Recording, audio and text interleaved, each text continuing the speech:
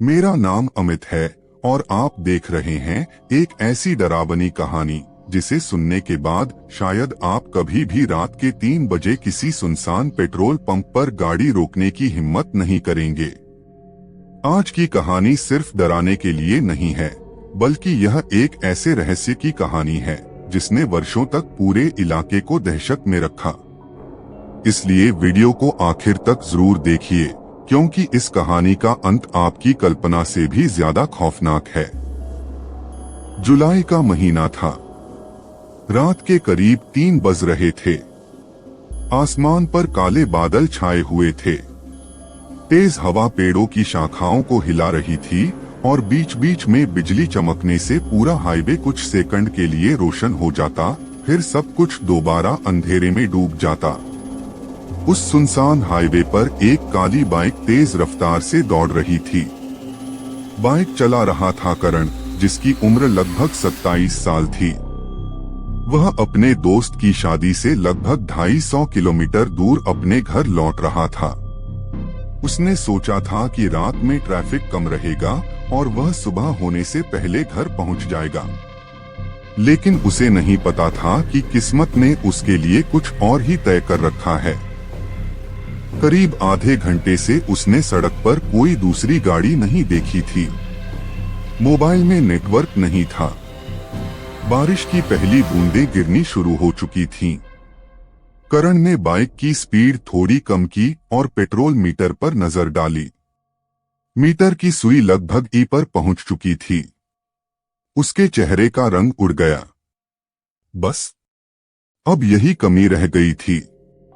उसने खुद से बुदबुदाते हुए एक्सीलेटर संभाला। उसे याद आया कि आखिरी शहर में उसने सोचा था कि आगे किसी बड़े पेट्रोल पंप से पेट्रोल भरवा लेगा, लेकिन जल्दी घर पहुंचने की वजह से उसने रुकना सही नहीं समझा। अब वही गलती उसे भारी पड़ने वाली थी। करीब 10 मिनट बाद बाइक झटके खाने लगी।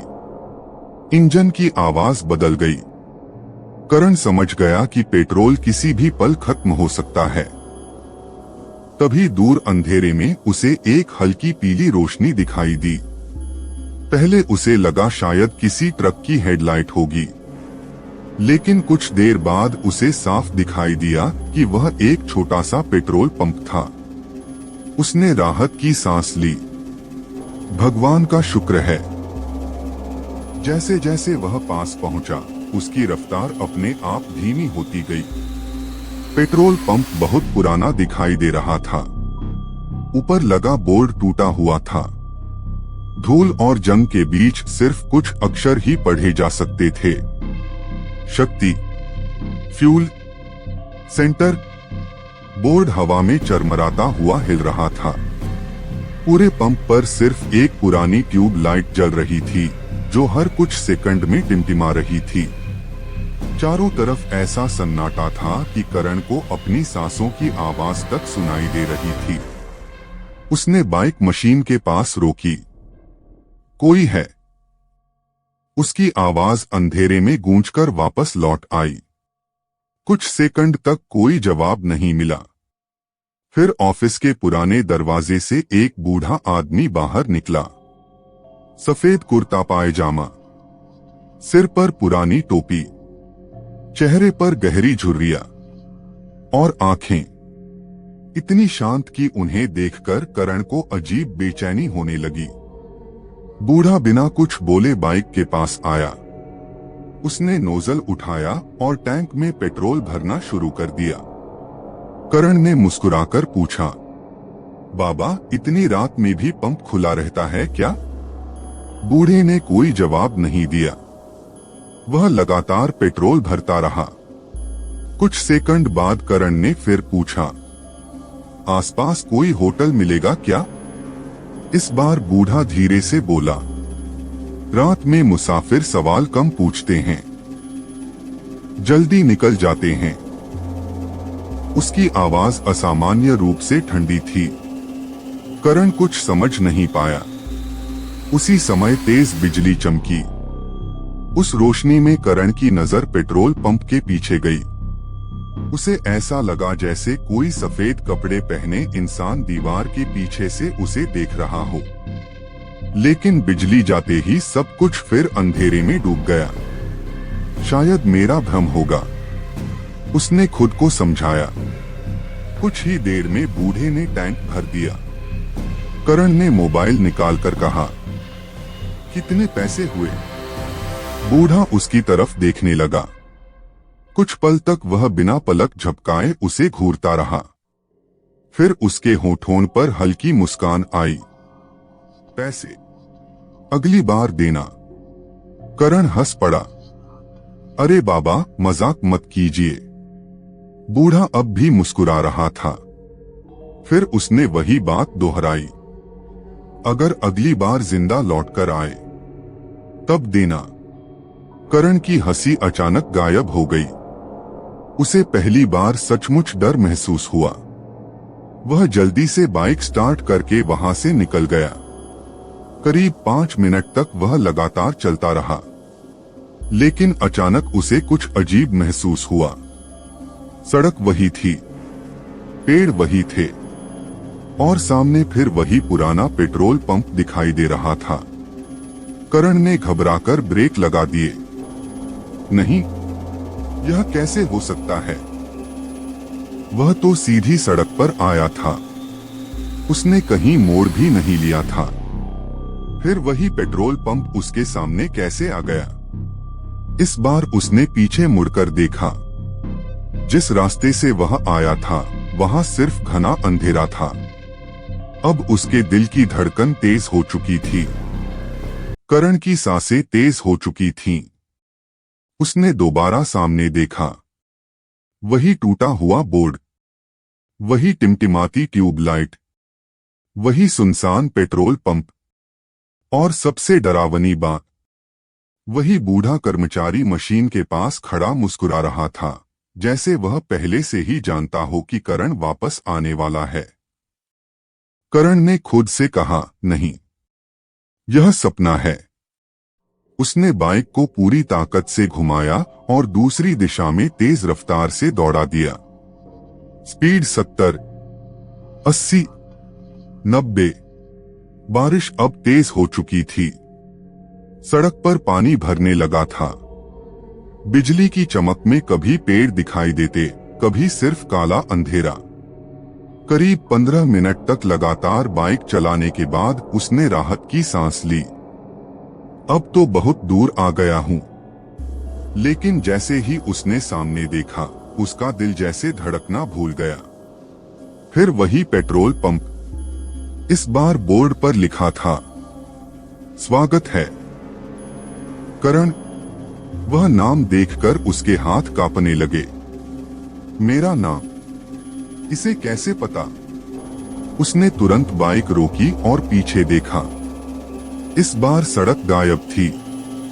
जहां सड़क होनी चाहिए थी वहां सिर्फ घना जंगल था। हवा में किसी के रोने की धीमी आवाज गूंज रही थी। करण पहली बार सचमुच घबरा गया।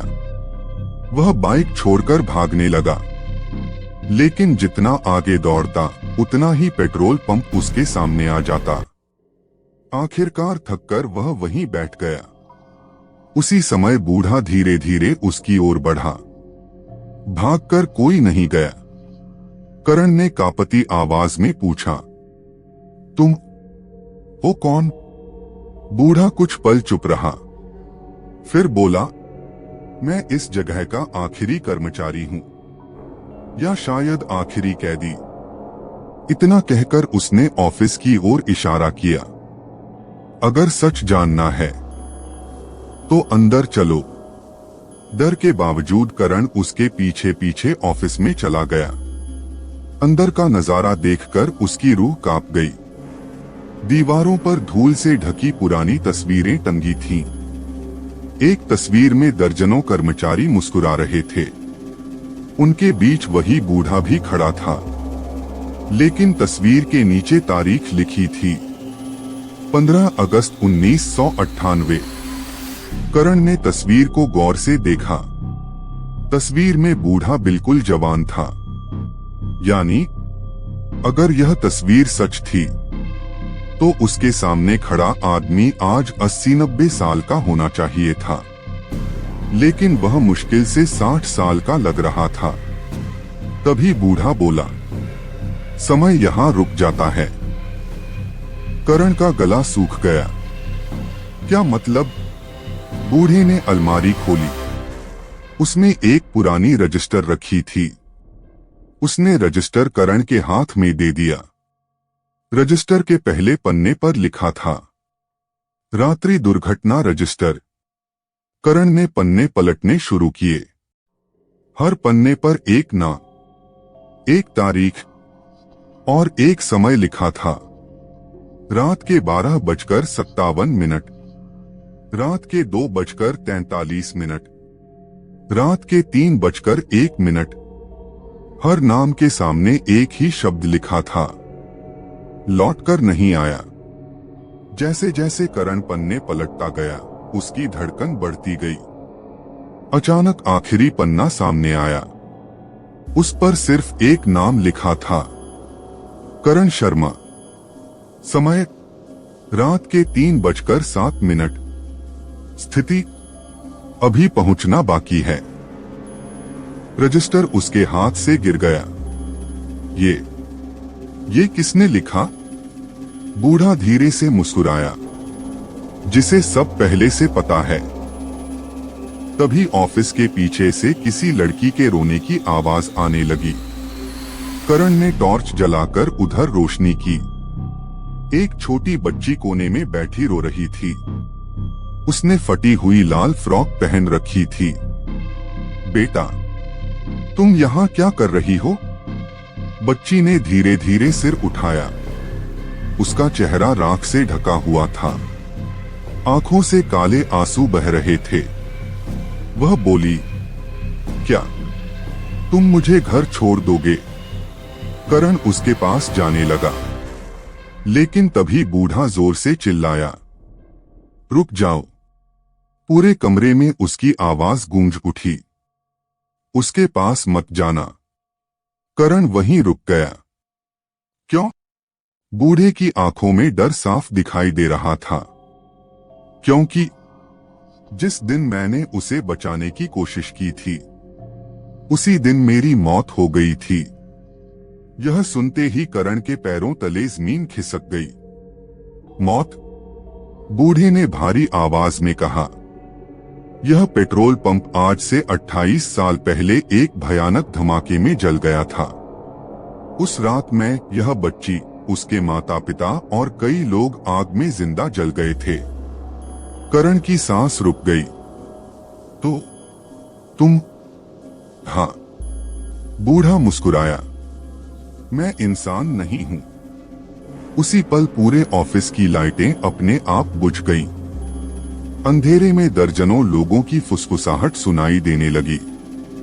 भाग जाओ, वो आ गई। इस बार कोई नहीं बचेगा।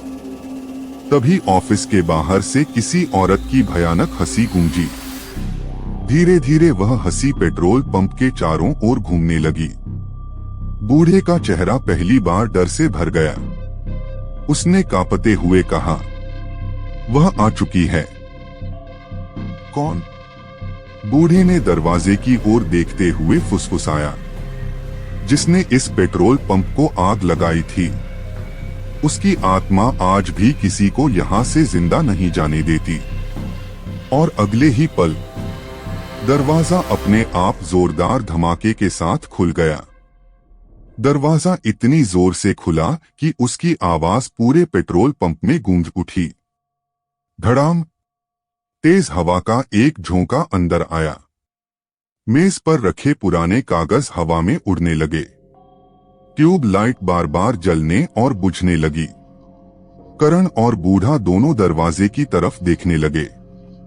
दरवाजे के बाहर कोई दिखाई नहीं दे रहा था, लेकिन गीली जमीन पर किसी के नंगे पैरों के निशान बन रहे थे।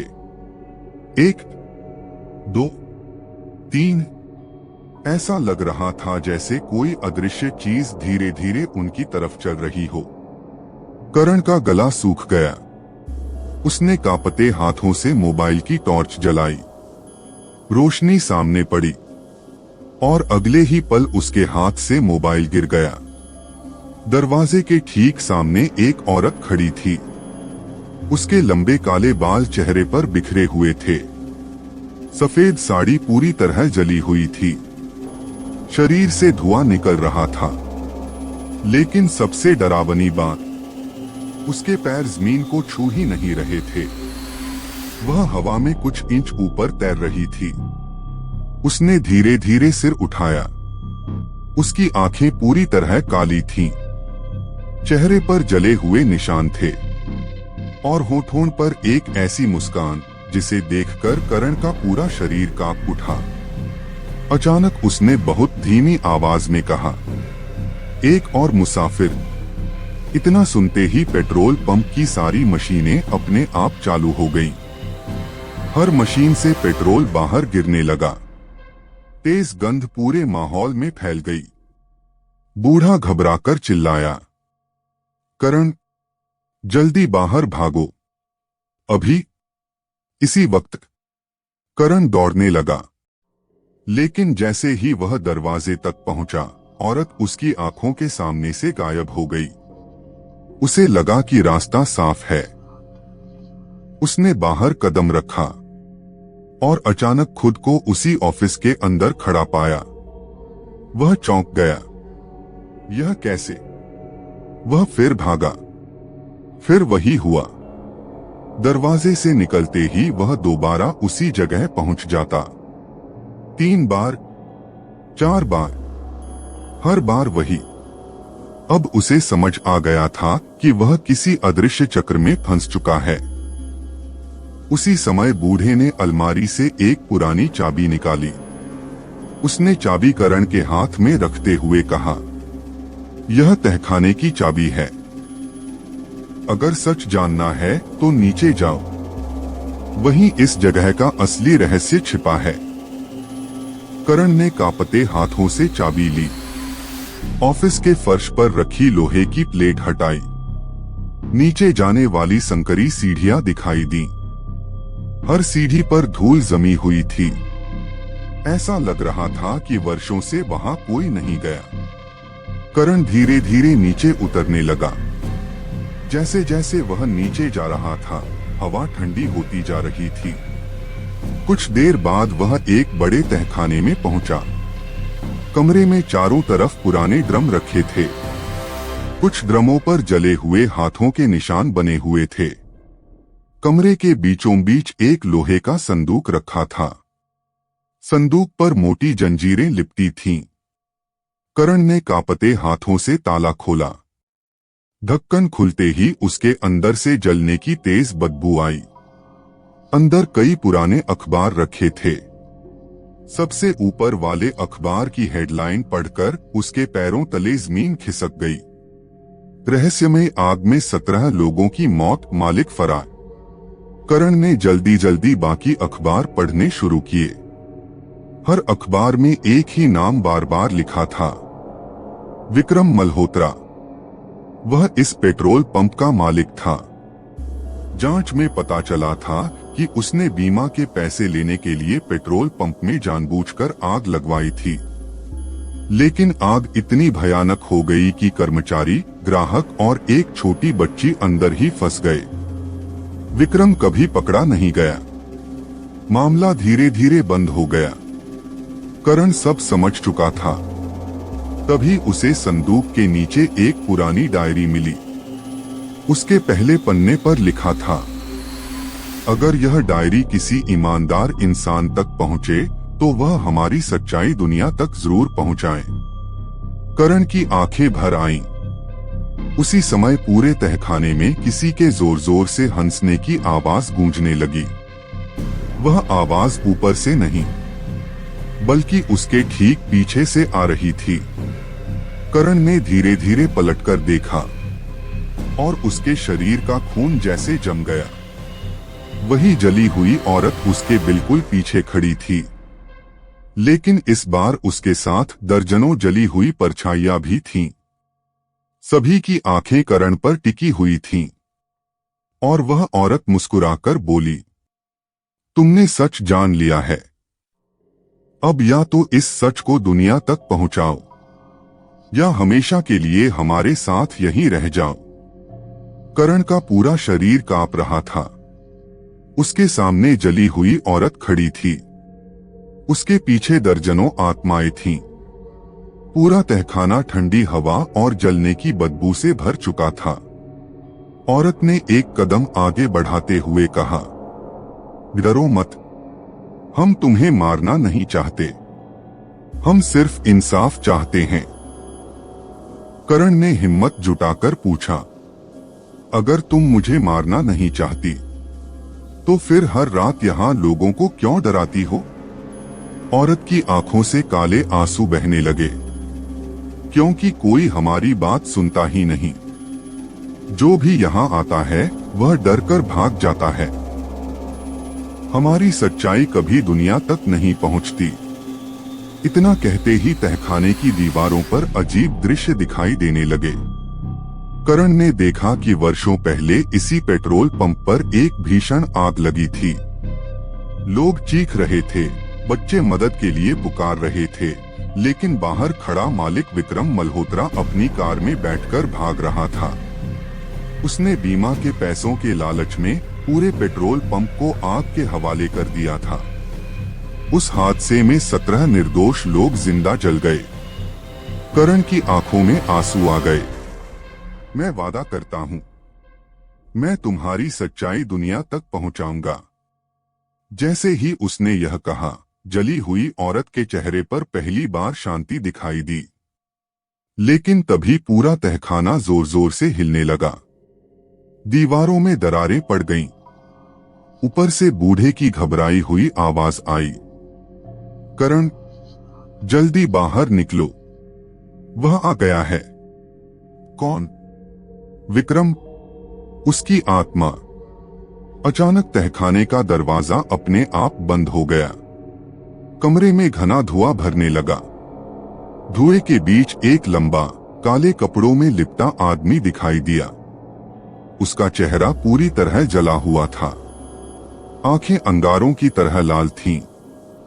वह जोर से हंसते हुए बोला, इतने सालों से कोई मेरा सच बाहर नहीं ले जा पाया, और आज भी कोई नहीं ले जाएगा।